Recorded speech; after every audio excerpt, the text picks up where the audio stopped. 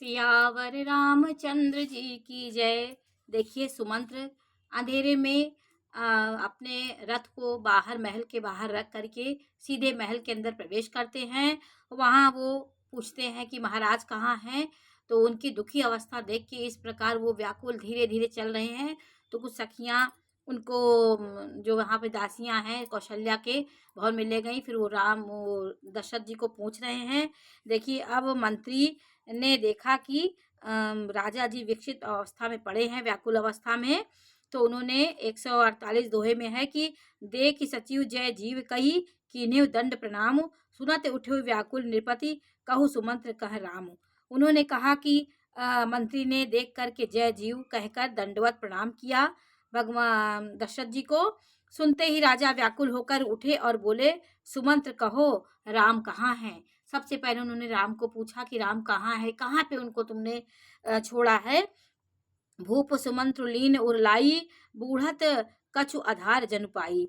राजा ने सुमंत्र को हृदय से लगा लिया, मानो डूबते हुए आदमी को कुछ सहारा मिल गया हो। मंत्री को स्नेह के साथ पास बैठकर नेत्रों में जल भरकर राजा पूछने लगे। उनको ये हृदय से लगा लिया कि राम की कुछ सूचना वो देंगे, राम कहाँ है।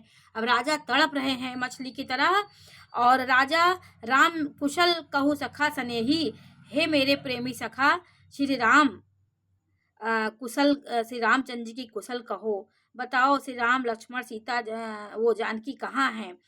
उन्हें लौटा लाए हो कि वन में चले गए। यह सुनते ही मंत्री के नेत्रों में जल भर आया और वो रोने लगे। और शोक विकल पुनि पूछ नरेशु, कहु सिय राम लखन संदेहु। शोक से व्याकुल होकर राजा फिर पूछने लगे कि सीता राम लक्ष्मण का संदेशा तो कहो।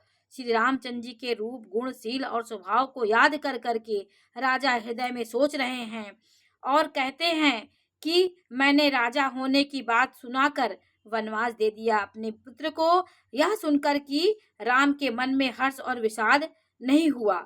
ऐसे पुत्र के बिछुड़ने पर भी मेरे प्राण नहीं गए, तब मेरे समान बड़ा पापी कौन हो सकता है। उन्होंने राजा की रामचंद्र जी के बारे में कहा कि मैंने एक दिन पहले उनको युवराज बनाने के लिए कहा, दूसरे दिन वो वनवास ले लिया, लेकिन खुशी खुशी मेरा पुत्र वनवास चला गया। यही सोच के राजा सोच रहे हैं कि मेरा प्राण क्यों नहीं निकला।